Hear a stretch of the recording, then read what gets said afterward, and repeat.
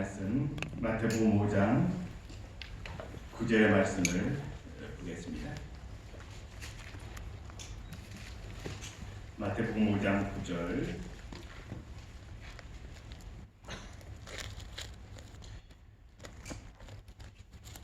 화평하게 하는 자는 복이 있나니 그들이 하나님의 아들이라 일컬음을 받을 것이며.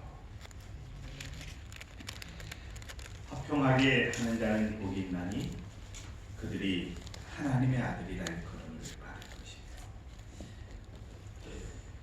우리 인생이 하나님으로 인해서 행복한 비결들을 함께 생각해 보겠습니다. 1983년 2월 7일 밤 일본 도쿄의 오쿠라 호텔에 삼성그룹의 이병철 회장이 머물고 있었습니다. 할 것이냐 말 것이냐. 밤을 꼬박 세운 이 회장은 홍진기 당시 중앙일보 회장에게 전화를 걸어서 기사를 내주기를 요청을 합니다. 반도체를 하기로 결정했다는 것입니다. 이제는 누가 뭐라 해도 밀고 나갈 거라고 그는 이야기합니다. 그렇게 결정한 것이 2월 8일 선언이었습니다. 그 당시 이 반도체 사업에 뛰어든 삼성을 향해서 국내에서는 상당히 비난의 손길이 많았습니다.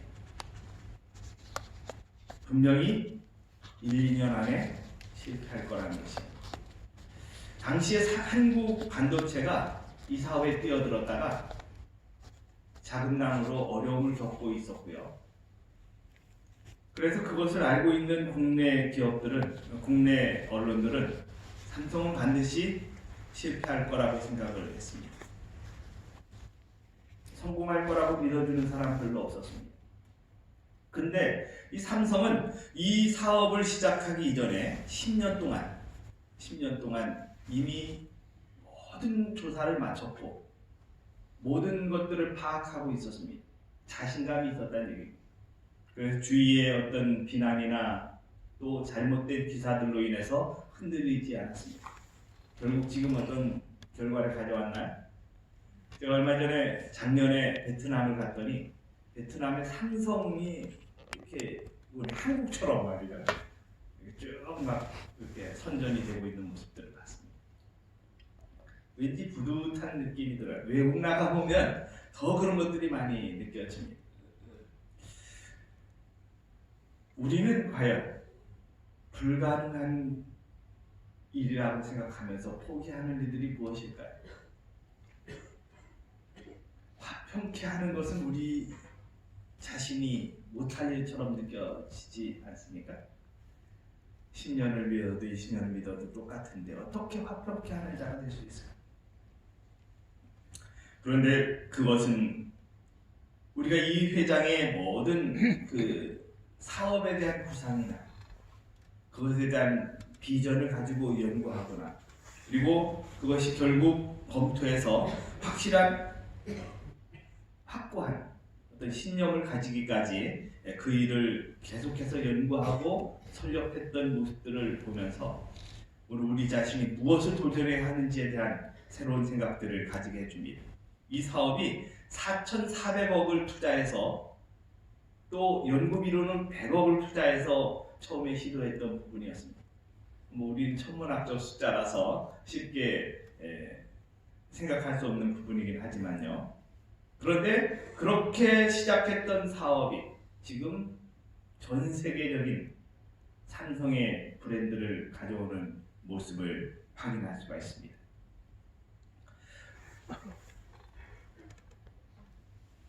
주위의 어떤 여론에도 흔들리지 않는 차분한 반응, 그것이 그 당시 삼성의 모습이었다고 이야기하고 있습니다.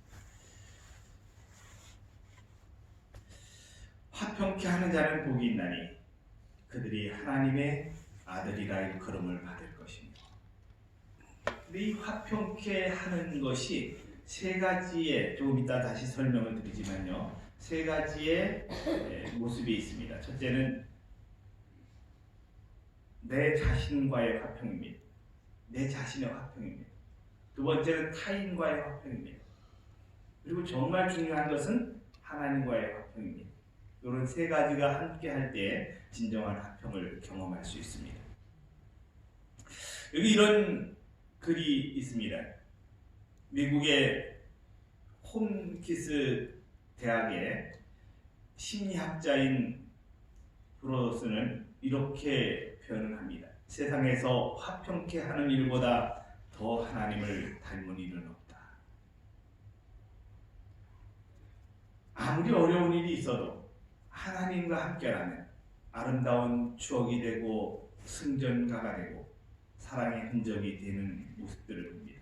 아멘. 고난이 깊을수록 하나님과 더 긴밀해지는 아름다운 모습들을 봅니다. 그리고 놀라운 것은 그 고난이 상처가 아니라 뭐가 돼요? 영광이 되고 축복이 되고 삶의 아름다운 디딤돌이 된다고 하는 것입니다. 그래서 오늘 우리는 그 고난을 경험하면서 때로는 그 당시는 힘들지만 정말 새로운 것을 보게 되는 놀라운 축복을 경험할 수 있다는 것입니다. 예를 들자면 이상화 선수가 성한 곳이 몸이 있을까요? 없을까요? 멀쩡하게 걸어다니고 멀쩡하게 하지만 그는 아픈 구석이 많다 그래요. 뭐 때문에 그렇습니까? 꾸준한 노력과 훈련 때문에 그렇습니다. 이상한 선수만 그렇나요? 김연아라든가 박기성 이런 사람들의 발은 상당히 좀 볼품이 없는 발로 변해버렸다고 이야기합니다. 그들의 삶에 그것이 흔적이에요. 흔적입니다. 여기 일본 속담에 이런 말이 있습니다. 화목하지 못한 자들은 두 고덩이를 파는 결과를 만든다. 서로가 상대방의 함정을 파기 때문이다. 한경직 목사님은 이런 말을 했습니다. 하나님은 화목하지 못한 가정에는 결코 축복을 내리시지 않는다. 좀 이따 제가 설명을 드릴 부분이지만 제일 중요한 화목의 기초는 가정입니다. 가정에서 제대로 못하는 그 화목은 밖에 나가서 아무리 화목한 것처럼 보여도 껍데기에 불과합니다. 제 아들이 신학과를 졸업을 했습니다. 그리고 지금은 이제 서울 삼육초등학교에서 임시 전도사로 일을 하고 있습니다. 계속해서 이제 처음 그 목회를 신학과를 가겠다고 하는 것이 4학년 때 있었습니다. 초등학교 4학년. 계속해서 그 결심은 흔들리지 않고 계속 지속돼서 신학과까지 갔습니다. 그렇게 흔들리지 않고 계속해서 가는데요. 대학교 1학년 때 그 복수 전공을 좀 해라. 제가 이렇게 권했습니다. 그랬더니 이 녀석이 저는 한우물만 파겠습니다. 이러고 복수 전공을 다른 걸 안 하고 그냥 신학과만 하는 것입니다. 그렇게 말하는 아들 녀석에게 뭐 또 다른 것을 하라고 얘기하기가 좀 그렇잖아요. 그래서 그냥 그렇게 놔뒀습니다. 그런데 4학년 거의 될 무렵에 자꾸 흔들리는 것입니다. 이제는 자기 자신이 없어진다는 것입니다. 교회 가서 이 어떤 그 교육전도사로 일을 좀 해보니까 목회는 자기 체질이 아니라는 것입니다. 그래서 졸업을 했는데도 여전히 어떤 그 신학과를 졸업한 사람으로서 가야 할 길을보다 다른 길을 막 찾는 것입니다. 그래서 사회복지학과를 이렇게 좀 신청해서 그걸 공부하기도 하고 이렇게 하는 모습을 봤습니다.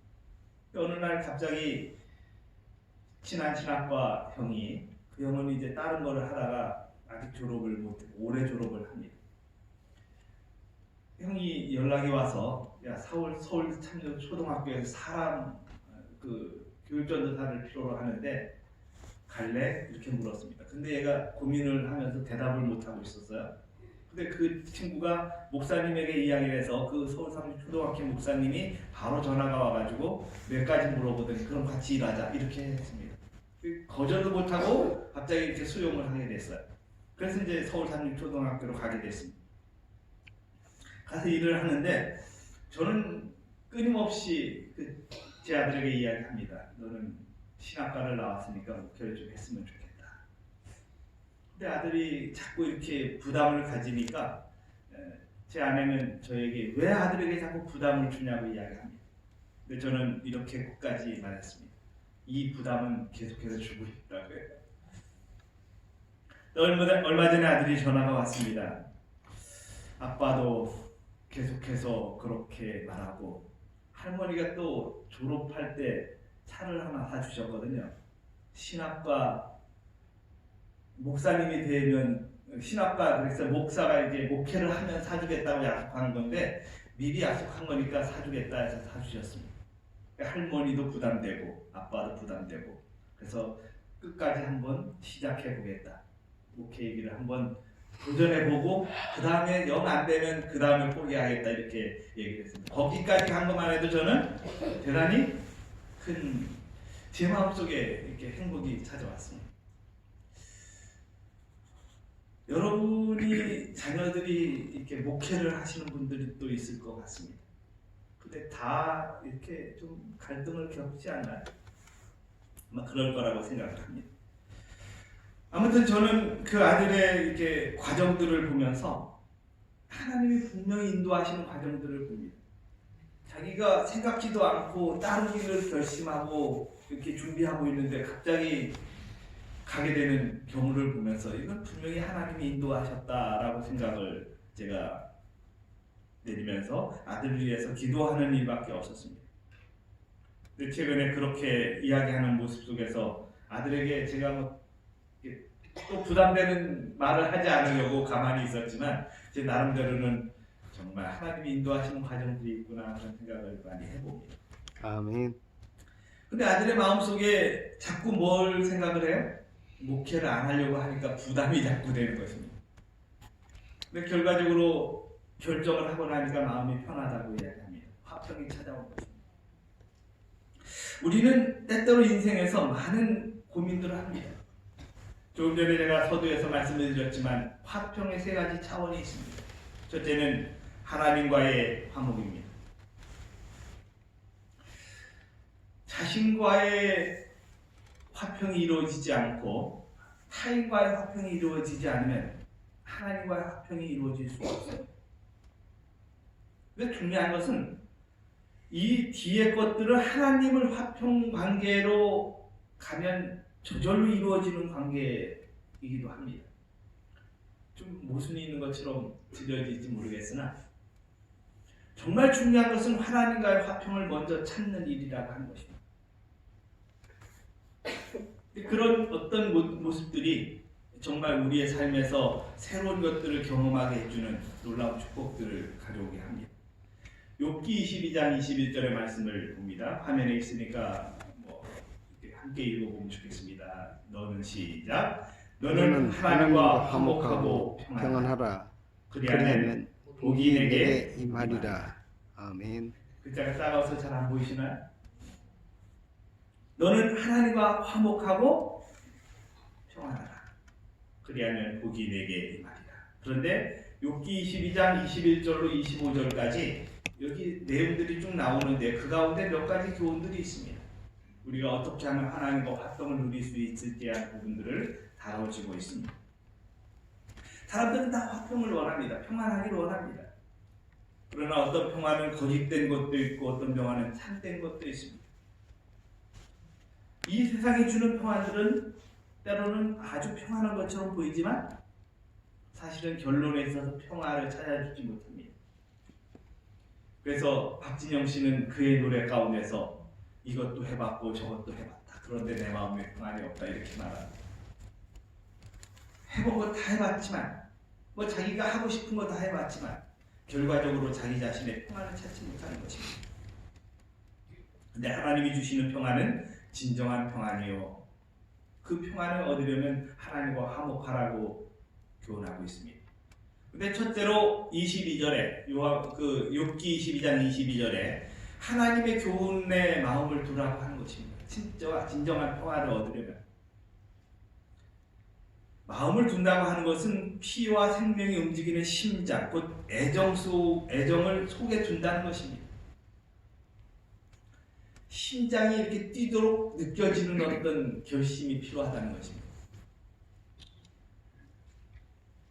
어떻게 하면 우리가 하나님과의 평화를 누릴 수 있을까? 그거는 가슴으로 느껴지는 것입니다. 두 번째로는 23절에는 전능자에게로 돌아가라고 권하고 있습니다. 이 돌아가다는 말은 구체적인 어떤 것을 말하고 있는데 그냥 말뿐이 아니라 실행에 옮겨지는 것을 보여주고 있습니다. 하나님이 눈에 보이지 않는데 어떻게 그분께로 돌아갈 수 있을까? 여기 제가 답은 가정이라고 적어놨습니다. 다시 말하면 우리의 삶에서 우리의 모습으로 보여지는 외부의 모습이 아니라 어디에서 보여지는 모습이에요? 가정에서 보여지는 나의 모습이라는 거죠. 누구에게 인정을 잘 받지 못하나? 아내에게.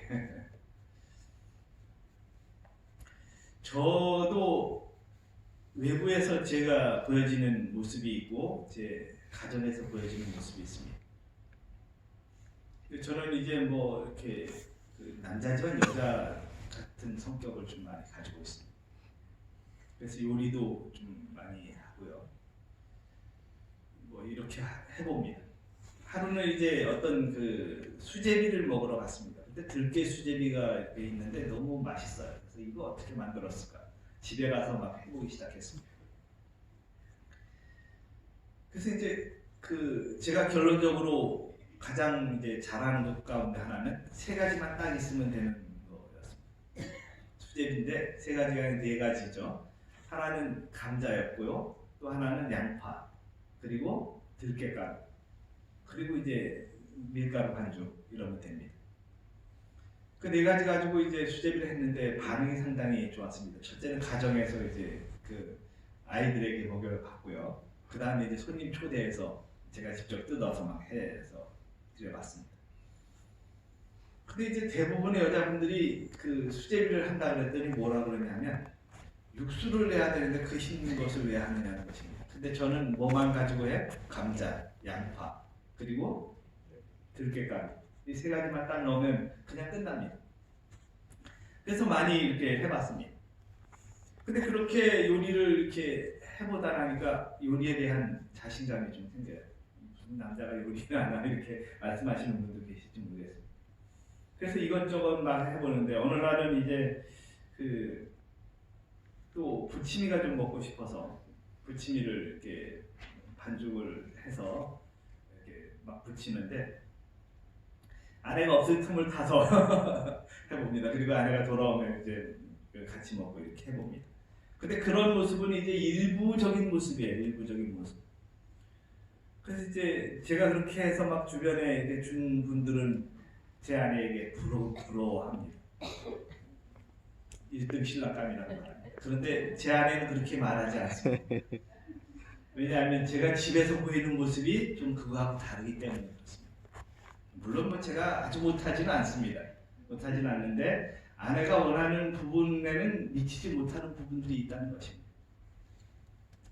근데 이 사람, 가족의 인정받는 것이 상당히 힘든 부분이 사실은 있습니다. 그럼에도 불구하고 우리는 그 가정에서 답을 찾아야 한다는 것입니다. 화평의 답을. 제가 이제 이렇게 했더니 제와 친한 지인이 하나 있습니다. 지인이 하루는 전화 걸어가지고 제 아내에게 이렇게 말합니다. 형수, 형을 왜 자꾸 나를 부담시키는 거야 이렇게. 어제도 부침이 구웠다며 이러면서 막 얘기하더라고요. 근데 그것은 내 모습이고 동생은 그거 가지고 부담스럽게 생각하지 말라 그랬더니 다른 사람들이 아니라 내 아내가 자꾸 그러잖아 이렇게 말을 하는 거예요. 근데 그건 뭐 중요한 것이 아니지만 우리는 무언가를 해서 이렇게 하면서 행복들을 가정에서 찾아가는 모습들을 본다고 하는 것입니다. 제가 그것을 찾으면서 참 행복을 느끼기도 합니다. 중요한 것은 뭘 하고 안 하고 그런 것이 아니라 정말 우리의 삶에서 가정에서 그 진정한 화평이 시작되어질 때 그것이 다른 사람에게로 파급되어진다는 것입니다. 중요한 것은 내가 다른 데서 아무리 잘해도 가정에서 잘못하면 그것은 정말 화목한 모습이 아니라고 하는 사실을 다시 한번 기억할 필요가 있다는 것입니다. 24절에서는 하나님을 대신하는 것을 버리라고 권하고 있습니다. 하나님과의 화목의 관계에서 하나님을 대신하는 것을 버리라는 것입니다. 이 하나님을 대신하는 게 뭔가요? 큰 것이 아닙니다. 작은 것들이 많습니다. 예를 들면 어제 어떤 분이 저녁 식사를 이제 같이 했는데 이분이 이러더라고요. 빨리 가서 드라마 봐야지. 하나님보다 드라마가 더 중요하면 이거 대신하는 거예요. 그죠? 안 됩니다. 하나님보다 더 소중하게 여겨지는, 실제로 내 마음에서 소중하게 여긴다고 생각하지는 않습니다. 그런데 하나님께로 향한 것을 미루고 그 일을 하면 소중하게 여기는 거예요. 그렇죠? 그래서 이런 것들이 내게 있다고 하면 어떻게 시작해야 합니까? 지금 바꾸기 시작해야 하는 거죠. 그것이 시작의 한 부분이라 할지라. 그래서 우리가 보배롭게 생각되어지는 것, 귀하게 생각되어지는 것이 하나님보다 우선되어지면 이걸 포기하라는 것입니다. 우리 재림교회에는 조금 문화가 다른 기독교인들보다 좀 다른 문화들이 있습니다. 그래서 이렇게 좀 검소합니다. 검소해요. 근데 옛날에는 이렇게 좀 검소한 것들이 오늘날보다 조금 더 이렇게 보수적으로 보여서 뭐 이렇게 교회의 귀걸이를 착용하고 오거나, 조금 지금은 이게 좀 세태가 달라졌지만요. 옛날에 그러면 상당히 좀 이렇게 색안경을 끼고 봤던 그런 시절이 좀 있었습니다. 그래서 검소하게 살다 보니까 그런 것들이 낯설다고 표현하는 게 낫겠죠. 그래서 이제 그런 것들이 지금도 뭐 그렇게 보수적인 분들도 계시긴 하지만요. 시대가 변하면서 그런 것들이 차츰 이렇게 좀 희색되어지는 모습들을 보기도 합니다. 어떤 분이 저희가 이제 소그룹을 하고 있는데, 소그룹 하는데 어제 어떤 분이 이런 얘기를 하셨습니다. 옛날에는 좀 이렇게 좀 더 잘 살았던 부분인데 지금은 그렇지 못한 것 같은데도 이게 마음이 이렇게 부담을 안 가지고 사는 것 같다, 이렇게 표현을 하시는 분을 봤습니다. 근데 부담이 안 가는 것보다 이미 어떤 우리가 하는 일에 있어서 익숙해졌기 때문에 그런 것들이 점차 이렇게 좀 부담이 적어지는 거 아닌가, 그런 말을 함께 나눈 것이 있습니다. 아무튼 다른 것보다요, 하나님을 대신하는 것을 버리라고 하는 것이 화평케 하는데 장애 요소를 제거하라는 그런 말씀들을 우리가 봅니다. 그 다음에 25절에서는 그리하면 전능자가 내 보배가 되시며 내게 귀한 은이 되시리라고 평가하고 있습니다. 전능자가 내 보배라고 하는 것입니다. 내가 지금 보배, 귀하게 여기는 것을 제거를 하면 누가 보배가 되신다고요? 전능자가 보배가 되신다. 그분을 의지하는 습관을 가지는 것은 대단히 중요하다고 말씀해 주십니다. 화평이라는 단어 속에는 만족이라는 의미가 담겨져 있는데요. 이것은 자신과의 화목입니다. 내가 오늘 무엇에 만족하고 살아가는지, 그 만족이야말로 오늘 나를 행복하게 합니다. 데살로니가전서 5장 16절 18절에는 여러분 잘 아는 말씀이지만요, 항상 기뻐하라, 쉬지 말고 기도하라, 범사에 감사하라고 권하고 있습니다. 자, 어항 속에 금붕어가 있습니다. 이거 살아있는 건가요? 인형인데. 살아있지 못하죠. 예. 이건 어떤가요? 어항 속에 살아있긴 한데 어디에 있습니까? 밖에 나와 있는. 밖에 있어요. 예. 자, 이거는 어떤가요? 붕어빵입니다. 제가 좋아하는, 오로지 제가 잘 먹는 생선은 안 먹는데 잘 먹는 생선 중에 하나입니다. 어떤 분이 제게 그럼 뭘 드시냐 그래서 제가 통닭은 먹는다 그랬어요. 그랬더니 그 통닭을 진짜 먹는 줄 알고 저는 통닭을 이제 계란을 통닭이라고 말했는데 그렇게 통닭을 먹는다 그랬더니 어떤 분이 통닭 먹는데 막 이렇게 말씀하신 분이 있었는데요. 제가 안 먹어도 유일하게 먹는 것 중에 하나이기도 합니다. 그런데 정말 안전하고 평화롭고 행복한 물고기는 어떤 물고기예요 지금? 어항 속에 있는 거고. 근데 만약에 새가 이 어항 속으로 들어가면 어떻습니까? 못 살죠. 그거는 안전하지 못해요. 그렇게 때로는 우리가 공기 속에 있어야 하는데도 뭘 자꾸 희망처럼 보고 살아요? 물속을 희망처럼 보고 사는 때가 있습니다. 그런데 고기라면 세상 밖으로 나가는 것보다 풀숲에서 뛰어서 어항 밖으로 나가는 것보다 어디가 안전한 거예요? 물속이 안전한 것입니다. 우리는 있어야 할 영역이 있습니다. 세상이 아무리 아름다워 보여도 우리는 물속에 있는 광의 고기처럼 공기 가운데서 나는 새처럼 우리가 있어야 할 영역이 있다는 것입니다. 그것이 아멘. 하나님 안에 있어야 할 부분이라는 사실을 기억할 필요가 있습니다. 세 번째로 화평이라는 단어 속에는 조화라는 의미가 있습니다. 타인과의 화목입니다. 오늘 우리가 우리 하나님과의 화목한 관계 그리고 또 내 자신과의 화목 그리고 중요한 타인과의 화목이 이루어져서 진정한 화평의 경지에 이르게 되는 축복을 경험하게 되시기를 간절히 바랍니다. 그리스도 안에 있다고 하는 것은 대단히 소중한 것입니다. 이것만 보고 좀 마치도록 하겠습니다.